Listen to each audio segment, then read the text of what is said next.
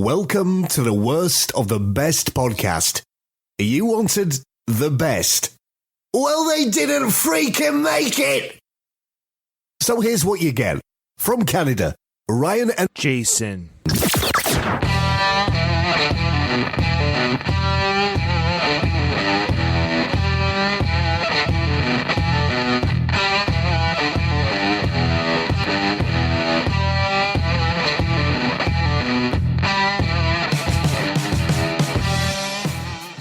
Welcome to another episode of the Worst of the Best podcast. I'm your host, and with me today is my brother, Jason. Jason, how you doing today? I'm doing good. How are you, brother? I'm doing fairly well. Fairy tales, Jason. Do you remember reading We're them jumping right into it, eh?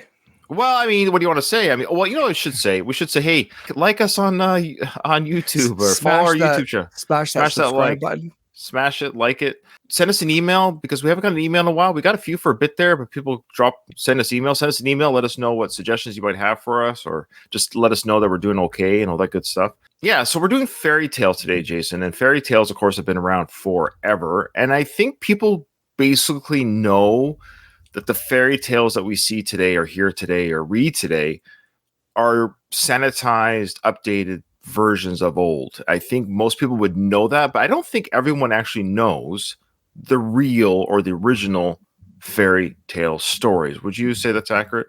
Yeah, and I would suspect most stories and legends and myths, they're passed down from generations to generations and generations, and they morph over time, they change over time. I mean, our own lives do that, right? We retell our fishing stories or whatever, and things change as the years go on, the details change. So yeah, I would suspect those same stories change over time as well.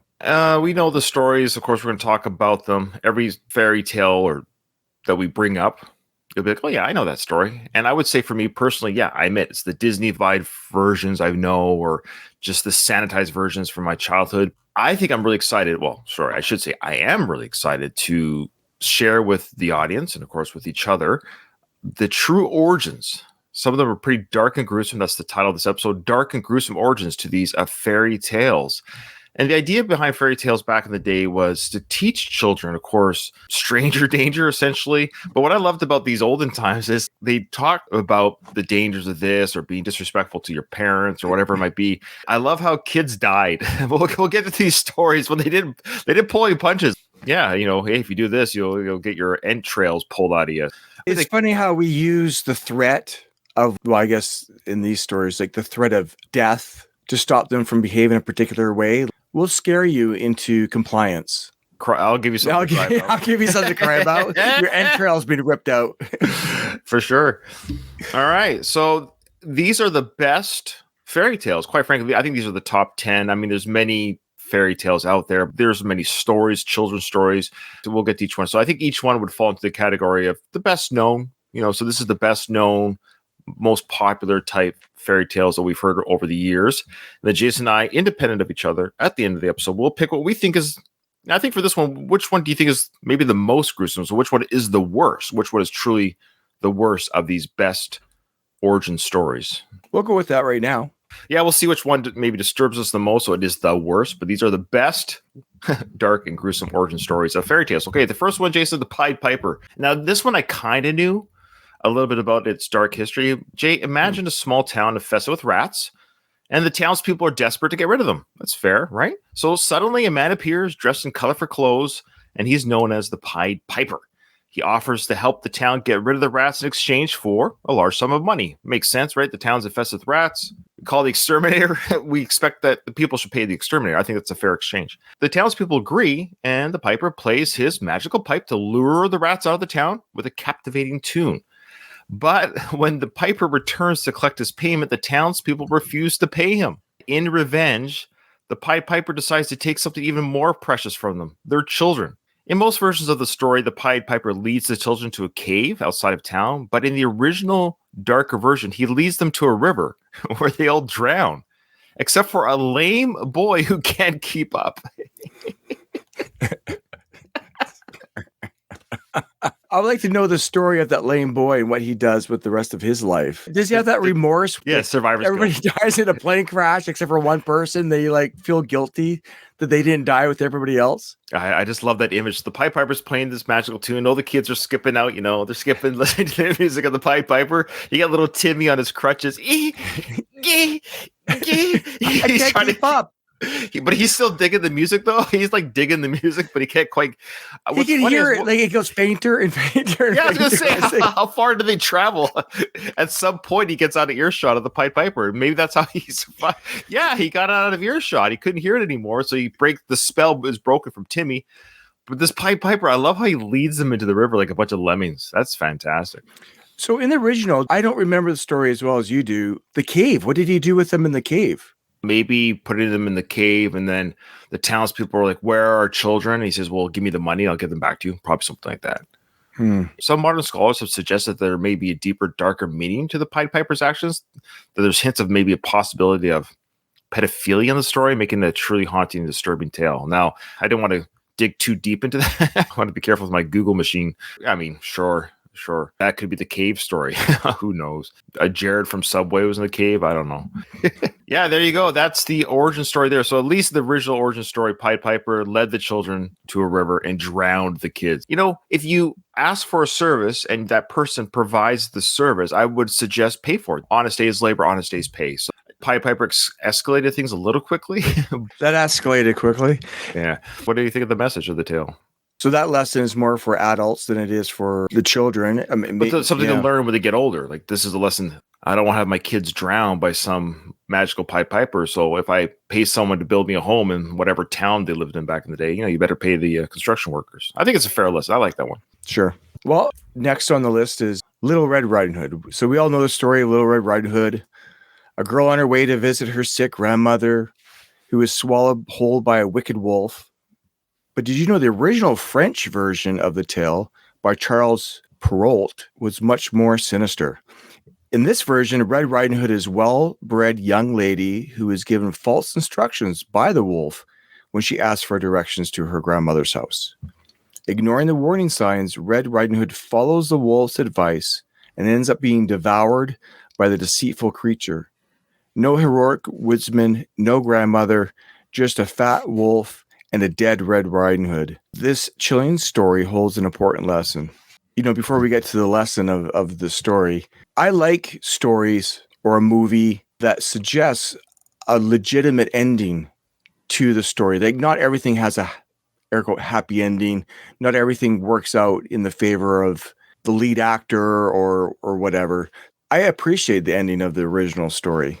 Those who joined late, I apologize. The link I sent out, I guess, wasn't very good. So really quickly here to recap, we are doing dark origin fairy tale stories. We've already covered Pied Piper, and now we're on Red Riding Hood. So Jay, you asked me, what was the question you did ask me? Told you about what yeah. So I was talking about how I'm thankful that this story didn't have the Hollywood finish or the polished finish where the bad guy, the wolf, got its due justice. Little Red Riding Hood was saved by the woodsman just in time and killed the wolf. I actually appreciate that and find that type of ending more satisfying and realistic. I didn't have that polished ending that so many of our Hollywood movies have. Between the original and the one that we grew up listening to, I kind of like the right. movie. Well, that goes for a lot of these. I guess a lot of these origin stories for these original fairy tales is that the endings aren't, the Hollywood feel good stories. This being Red Riding Hood gets devoured by the wolf. I kind of like that, where she's taking advice from a wolf, which is, I guess, it's to indicate some creepy, kind of clever. A wolf. But why do you think she did? I'm curious. I wonder why she. Well, she's lost in the woods or whatever, and she's asking advice. If you're lost in the city, maybe go to a police station or a hospital to ask for directions. Don't go to the street corner. Careful who you get directions from. The wolf is a dangerous creature. It's a cunning creature. It can look harmless, almost like a dog, but it's a dangerous, cunning creature. She didn't ask directions from an owl. Right. If you're going to really have to talk to a stranger because you're in a bind, find something that looks gentle. That's the lesson, I think. Don't talk to a wolf. That's the old saying, the wolf in sheep's clothing, right? So wolves are dangerous. They can be clever. They're cunning. Riding Hood asked for directions from the wolf to grandma's house, and he led her somewhere private Yeah, I mean, the wolf killed her, but there could be other implications to the story, right? Of course, Red Riding Hood's a female, young girl, a lot of different things, right? Yeah. All right, good stuff. Okay, the next fairy tale is The Little Mermaid. Right away, we think of Disney. I didn't grow up listening about a Little Mermaid. Are you familiar with an original? Like, did we grow up somebody reading a story about the Little Mermaid? I don't think. I think when The Little Mermaid came out as a film, I think it was 89, 90. I think it was one of the first stream of Disney films. I mean, Disney animation was at a low point, I think, in the early 80s, late 70s. It kind of stagnated. And I think that it was The Little Mermaid, if I remember correctly, that was kind of that rebranding, or was it The Lion King? I think it was Little Mermaid, then it was Beauty and the Beast, then it was Lion King. But there was this real resurgence of Disney animation. I think it started with Little Mermaid. Anyways, so I think when this movie came out, no, I don't think even when it came out when I was a teenager, I said, "Oh, they're updating." Yeah, I had no story idea. Though, but it was a original story. So, and trust me, this one's no fishtail. Oh, really? I'm intrigued, actually. Okay. We all know the Disney version where Ariel and Eric live happily ever after, but did you know that the original story by Hans Christian Andersen, so that's who wrote it, is a real doozy? We're talking love triangles, revenge plots, and even a knife-wielding mermaid. It's like a soap opera under the sea. So in the original tale, our mermaid heroine falls head over fins for a prince, but when he marries someone else, she's offered a knife to take revenge. Talk about a drama queen. So instead of taking the violent route, she decides, however, to end it all by turning into sea foam. So she committed suicide. Oh. Yeah. So thankfully, Anderson softened the blow in this updated version where the mermaid becomes a daughter of the air and gets to hang out in heaven. But still, it's not exactly the fairy tale ending we're used to. It sounds like they kind of ripped off Romeo and Juliet a little bit. So Romeo and Juliet probably would be before the mermaid. Yeah, well, yeah, story. Shakespeare. How far back does this mermaid story go? When was Shakespeare? Was he 1700s? I know he's a long time ago. Yeah, was he 1930s? He's before Google. Well, he was before photographs were taken. I can go back that far. Oh, boy, I'm going to guess he seems like a 1700s guy. I was right. David in our chat says 17th century. Okay, so 1600s. Okay. Anyway, so the point being, now when it was Hans Christian Andersen writing fairy tales, I don't know. Maybe around the same time. I actually don't know. Let's just wait for somebody to Google it for us. Yeah. Somebody just Google it for us. But having said that, he probably is ripping off for Romeo and Juliet. Juliet's relationship with the dude didn't work out, and then she decides to commit suicide. Yeah, suicide's usually not done in fairy tales very often. The updated versions. Is there a lesson in this one? Like, usually there's a moral. What would be the lesson in this? That's a good question. Red Riding Hood, of course, was strangers. The Pied Piper was, pay what you ask for, pay for the work given to you. That's obvious. Little Mermaid, what would the interspecies marriage? Is it bad? Don't marry your dog. Yeah, that's a good question. What would be, I guess you could say the lesson could be that people love who they love, and just because they don't love you. But what's the purpose of committing suicide to end? Well, it's a tragic ending. That's the whole point of this gruesome episode. I think this lesson here is she, shouldn't have done that. And the lesson to the child will be, look, if you fall in love with somebody that you can't marry, or whatever, be with, don't end your life, because then it's over. That's a horrible way to be. So you can be, I don't know, I guess don't commit suicide, even though that's what the mermaid did. I don't know. Good question. Okay, so Snow White is the next one here. We got an update from David. 16th century. Yeah, he died in 1616. 1616. Wow, that's a long time ago. There's rumors that he didn't write what he, Have you heard that? I'm sure there's ways to confound. Well, maybe there's ghostwriters pretending to be Shakespeare, but they write, under maybe Shakespeare's name, or people conglomerate stories. They don't know who the authors are. Nothing's clear cut anymore. No, even Shakespeare's not the author of his own work. You got the moon landing, and then you got Shakespeare. Yeah, check out our moon landing episode, everyone. It's a great episode, our moon landing episode. Keep on plugging old episodes. Okay. Sure. Let's talk a little bit about Snow White. It is not the tale that is as sweet and innocent as Disney might have you believe. These Disney took on these fairy tales. They did. I didn't realize Snow White was a story that they adopted. Did you? Yes, I think so. I would say yeah. Not to make you feel bad, but I did know that. No, I don't think care. Any of those. I think a lot of these Disney films. I think the majority of them, it wasn't until stuff like Pixar really entered the picture that they started to do kind of their own. I had no idea. like Toy Story and Monsters Inc. and all these early animation stuff. A lot of them were just updated fairy tales for a Disney-fied children's audience. Yeah. Oh, interesting. Okay, so the original story, the Wicked Queen doesn't just want Snow White dead. She wants her insides served up for dinner. Yeah, she wanted liver and lungs on the menu. Fortunately, the huntsman can't bring himself to kill Snow White and brings back the heart of a boar instead. In the original story, Snow White doesn't wake up from a magical kiss like in the movie. It's the prince's horse that jostles her awake as he carries her to his castle. And honestly, we're all left wondering what the prince planned to do with the dead girl's body. So in the Grimm, so that's Grimm, the Grimm version of the tale, the queen is forced to dance to death in red-hot iron shoes. Okay. That's kind of brutal.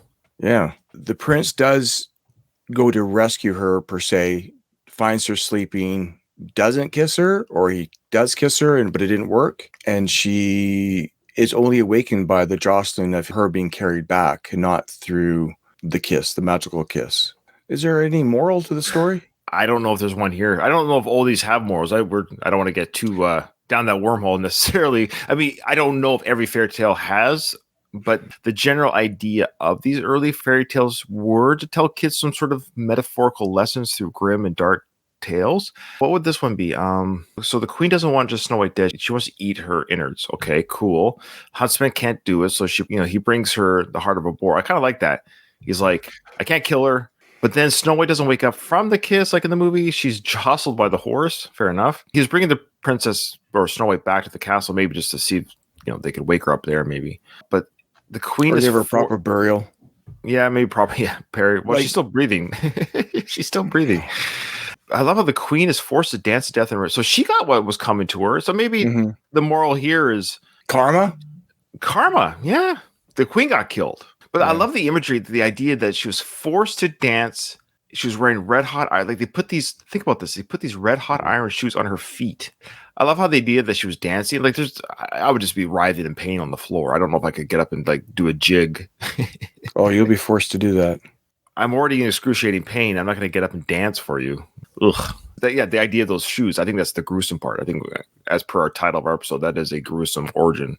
The queen, though she was wicked. Well, even the details of wanting to eat Snow White. Oh, for sure. Yeah. Oof. I think a lot of people get Snow White and Sleeping Beauty mixed up, but they are two different things, but they're very similar stories. So here's the original story, Jason, of Sleeping Beauty. It's not the sweet fairy tale that you might have heard before. So in the original version, our princess didn't fall into a deep slumber because of a curse or some wicked spell. Instead, it was due to a prophecy. It seems like the universe had other plans for her, and she had to pay a price for it. But that's not the worst part. So on the classic version, a handsome prince arrives to wake her up with a true love's kiss, and they all live happily ever after. Well, in the original version, it's not quite the same thing. You see, it's not a kiss that awakens the princess. Instead, she is sexually assaulted by a king who just happens to pass by and sees her sleeping. This is actually Bill Cosby's favorite. This is Bill Cosby's favorite fairy tale. This taught Bill Cosby when he was a kid. Mother, read me that story again. So the king rapes the sleeping princess. Wow. And if that's not shocking enough, she wakes up not to find her true love standing by her side, but rather to find herself pregnant with not one, but two kids. So she gave birth. No, she gave birth to kids at two different times. One of her children was sucking on her finger. The kid was sucking on her finger for nourishment, and in the process removed the piece of flax that was keeping her in slumber. So there was a piece of flax around her finger that was holding the curse, keeping her asleep. She delivered, obviously, this is a story, not a true story, but somehow she delivered a couple kids by the king during her sleep. So she wakes up, finds out she has a couple kids. Wow. Yeah, that one's brutal. So what would be the lesson here? Don't take a drink from Cosby, number one. I think that's just a nasty story. I'm not sure if there's really any lessons in this one. Well, if you think about Sleeping Beauty, I would assume back when this was written out, that people drank alcohol and people might have dozed off. And I would assume that people were sexually assaulted when they were there. Look, it happens today. Let's just be honest. I mean, people are, men and women, of course, people are sexually assaulted and make poor choices. If you're knocked out cold, blackout drunk, people have been assaulted and they're continuously assaulted, I think, daily. This is a real thing, all joking aside. So I would suspect back then this also happened. So this could have been a cautionary tale, specifically maybe to the ladies, because men are often the ones who do the assaulting, that, hey, don't get so drunk that you don't know what's happening to you. That's probably what it is. A tale of drunkenness. Yeah. All right. That's a lesson to learn through a fairy tale, not through life. Right. So Rumpelstiltskin. Yeah, this particular fairy tale takes a unique turn from the usual sanitized versions of folklore, as it is the author himself who modified it to be more gruesome. Rumpelstiltskin, the notorious character, is known for his ability to spin straw into gold. The young girl in the story is faced with the daunting task of spinning straw into gold, and Rumpelstiltskin offers to help her in exchange for her firstborn child. The girl agrees, but when the time comes to hand over her child, she cannot bear to part with it. Rumpelstiltskin then gives her a chance to guess his name, and if she does so correctly, he will release her from the agreement. The girl overhears Rumpelstiltskin singing his name by the fire and correctly guesses it, causing him to become furious and run away, never to be seen again. So that's the original tale. So there you go. Nothing really crazy or bad, right? That's okay. Now, a couple things from the story, though. Rumpelstiltskin, number one, why does he want to have a kid so bad? Come on, man. You're a bachelor. Right. You got all this gold. See, I always knew that he was a little bit of a nefarious individual. Like, he was a little bit... But what do you want to do with the kid? Eat conniving. It or something? I didn't recall that he would want the girl's baby. Do we find out whose baby that actually was? Like, how was she pregnant? I'm sure in the original, this is just an overview of the fairy tale. But so let's just say she got married or whatever. So when she has the kid, she gives it to Rumpel. And one thing, we don't know quite what Rumpel wants to do with the kid. Probably eat it, I would suspect, or something to that effect back in these fairy tales. So I'm just assuming he can make gold. So he could literally buy a kid on the market back then, let alone. And then I love how he's singing and his name. How many times have you ever sung in your life, Jason, you say your name? I am Ryan. I'm so fantastic. My name is Ryan. He's singing his name. It's such a weird. And she's like, hey, that's his name. And how would she know that he's actually singing about? So the song that he's singing not only includes his name, but references it as if it is him.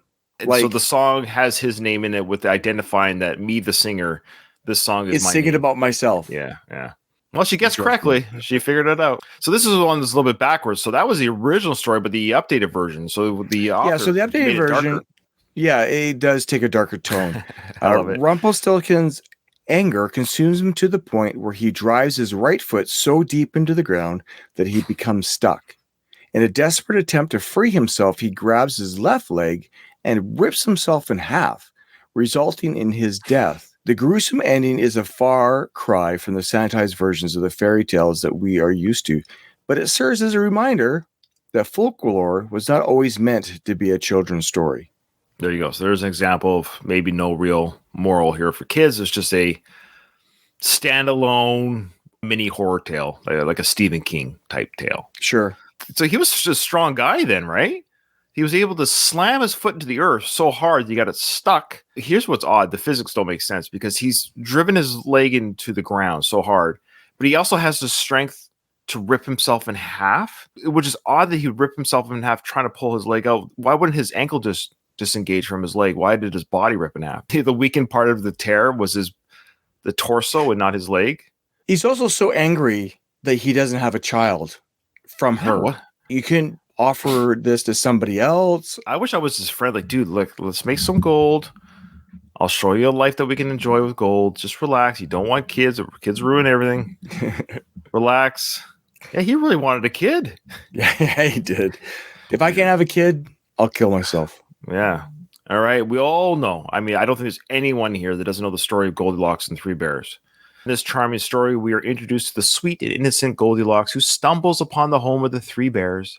And as she enters their abode, she indulges herself in their food, seating, and bedding, finally dozing off in the little bear's bed. However, when the bears return home and find her slumbering, she wakes up in a frenzy and makes a quick escape through the window. The original version of this tale, which dates back to 1837, so it's actually not as old as I thought, features two possible endings, both of which are quite gruesome. In the first variation, the bears find Goldilocks and, of course, Rumpelstiltskin style, they tear her apart and they devour her. So I love it. That's legit. If a bear finds you in their home, You're done.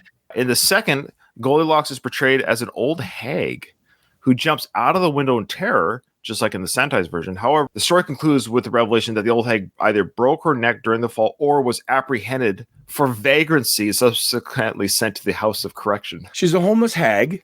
Yeah. Vagrancy is vagrancy that you're homeless necessarily, or that you're just wandering aimlessly without a residence? Yeah, it's just so she was arrested for vagrancy. The bears press charges. Hey, this old hag broke into her house. Could you take care of it? They're like, yeah, we got it. 3 bears. Go back to your house. Goldilocks either broke her neck, went to jail, or got torn apart. One I would like is just maybe going to jail. Because eventually you get out. I don't think vagrancy is a life sentence. Depends on how old the old hag is. 5 years could be a life sentence for somebody older in their years. Okay, yeah. So the story of Hansel and Gretel is a beloved classic that tells of 2 young siblings who get lost in the woods and come across a gingerbread house owned by a wicked witch. The children are held captive by the witch, who plans to eat them. In a daring escape, the children push the witch into the oven and flee back into the home. So in some ways, this is kind of a gruesome ending, but no one really feels pity or upset with the wicked witch being burned in the oven and died in the oven. Even the popular modern day sanitized version of this tale, that the witch did want to eat them. So the kids were excited because the house is made out of candy, right? Everything. So they're, oh, this is amazing being here. The witch is like, yes, eat everything. Yes. Fill your bellies. And she was preparing to eat them and preparing the kitchen to eat them. And when they realized that, that's when they shoved her into the oven and slammed it. But you're right. We don't feel bad for the witch because she was going to self-defense on the kid's part for sure. Yeah. But in the original version of the tale is a different name called The Lost Children. It's a great title. A much dark. Yeah, that is a great title.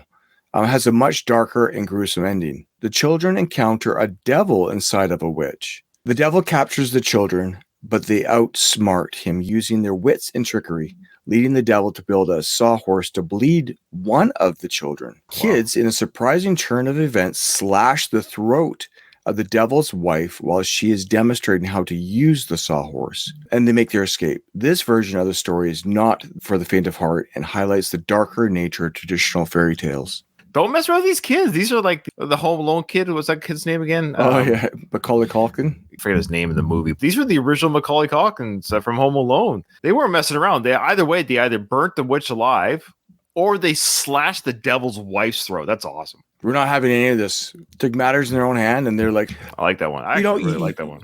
In a real life situation, you have to fight back, or you're going to be consumed by whatever danger because people at a certain point, you can't go along with what's happening because you're dead either way. So you might as well try to fight and get your way out. I think I just thought the sanitized version. I thought that was the original version. It's just a dark story to begin with. The idea that they were. That's what I'm saying. Like when I was saying it earlier, like it's a kind of a dark fairy tale, anyways. To begin with. Cool. I always enjoyed that one. Rapunzel, let down your hair. All right, we all know that line.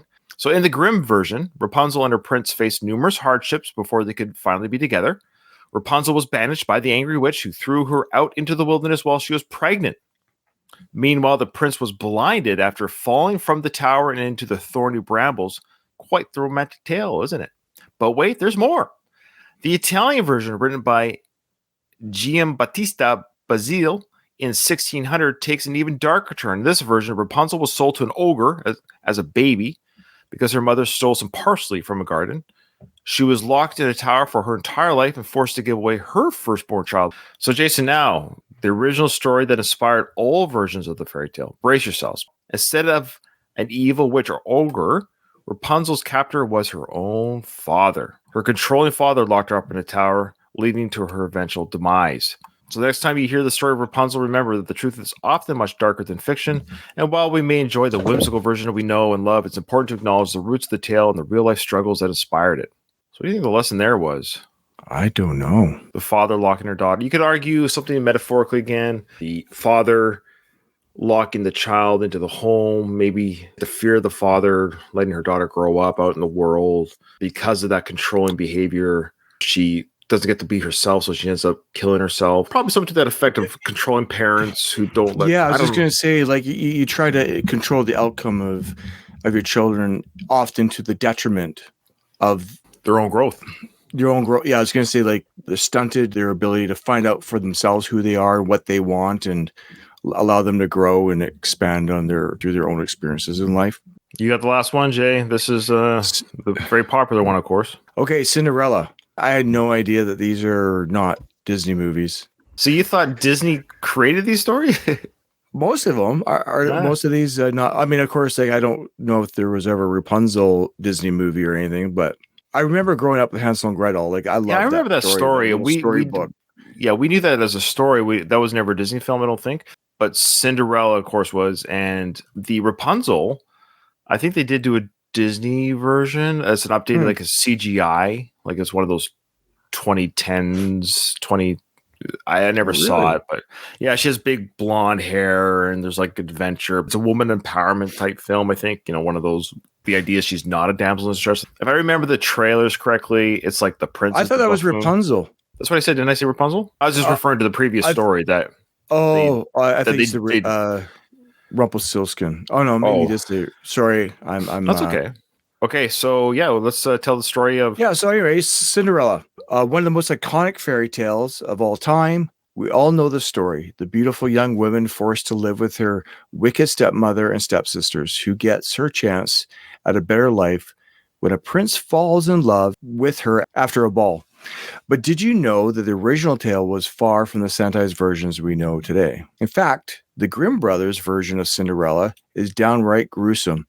So interesting, another Grimm family story. I'd like to know what their upbringing was like to come up with some of these. That may be something worth searching for, what their life was like. In this version, the stepsisters go to extreme lengths to fit into the glass slipper, including cutting off parts of their own feet. And when the prince discovers their deception, it's not a happy ending for them. 2 pigeons swoop down and peck out their eyes. Meanwhile, Cinderella gets to live in luxury at the prince's castle. Well, so that's a good version still for Cinderella. Right. That version of Cinderella isn't the oldest one. The story has roots that date all the way back to the 1st century, when the Greek historian Strabo wrote about a woman named Rhodopis, who was a slave in Egypt and married the king.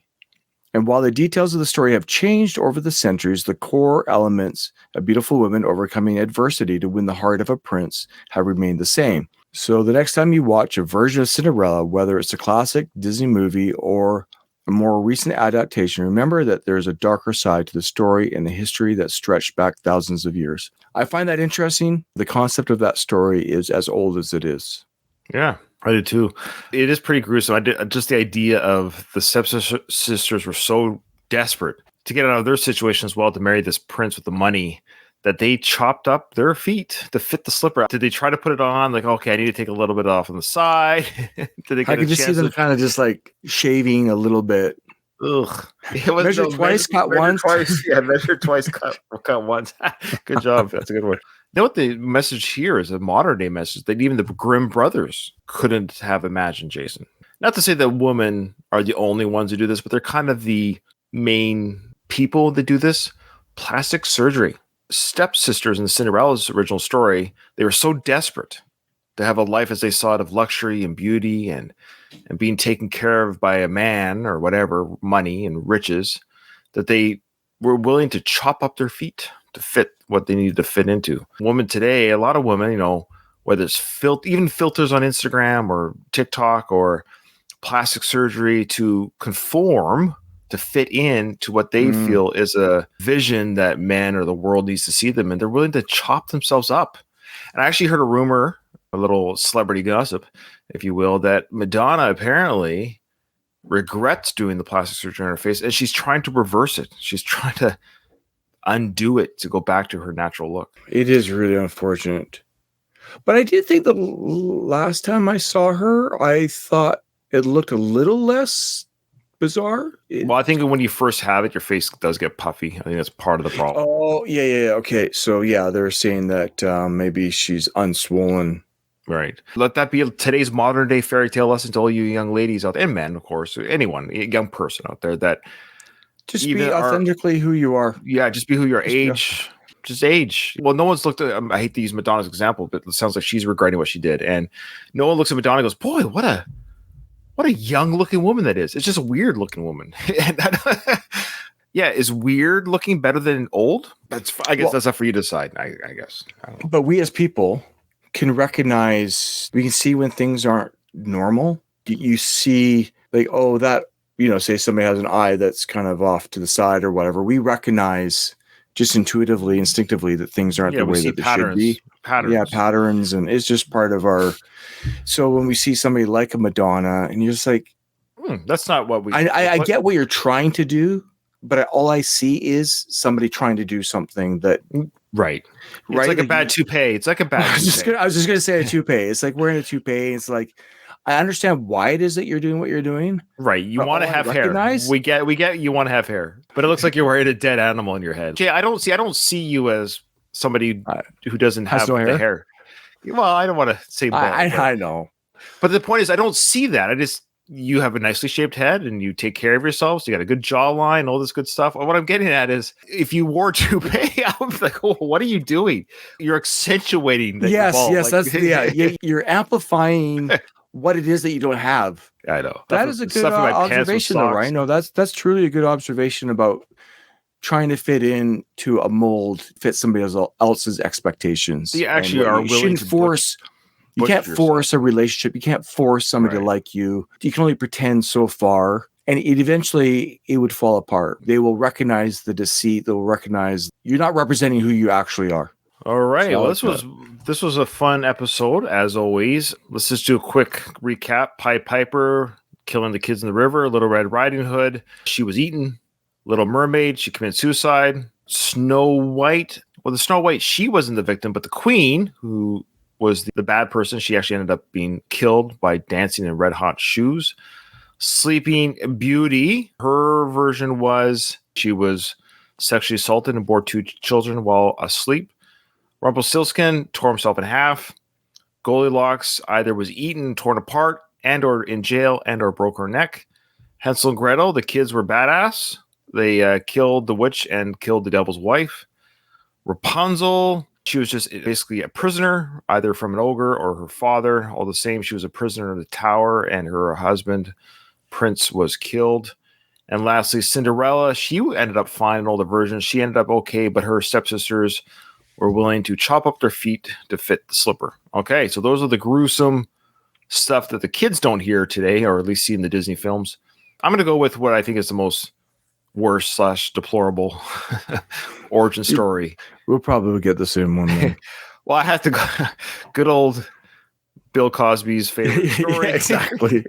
That's crazy. I mean, there's no way around it. I mean, that is a really morbid, and wonder who wrote this, if they were taking some sort of pleasure from it. It's so sexually explicit. Sleeping Beauty was sexually assaulted at least twice. She bore 2 kids. And the idea that the kid was so hungry for nourishment, of course, the kid's sucking on the finger for nourishment that pulled off the enchantment and woke her up. Very odd. Yeah, Sleeping Beauty. Yeah, so Sleeping Beauty for me as well. I mean, you can't really pick another deplorable scenario than that. So these were the best fairy tales in history, or some of the best, and we picked the worst origin stories. So there you go. So thanks for listening. Yeah, send us an email. Like us on your iTunes or whatever. Give us a review. It's been a while since we've had any of those, and we do appreciate buy our merch. Buy our merch. Yeah, we don't have any merch. We don't have any listeners either, but we appreciate everyone that does listen to us. Remember, in front of every silver lining, there's a cloud. And today, it was Sleeping Beauty and her gruesome, true origin story that the fairy tale was, that we don't, thankfully, kids don't hear anymore. Gamma Gator Productions.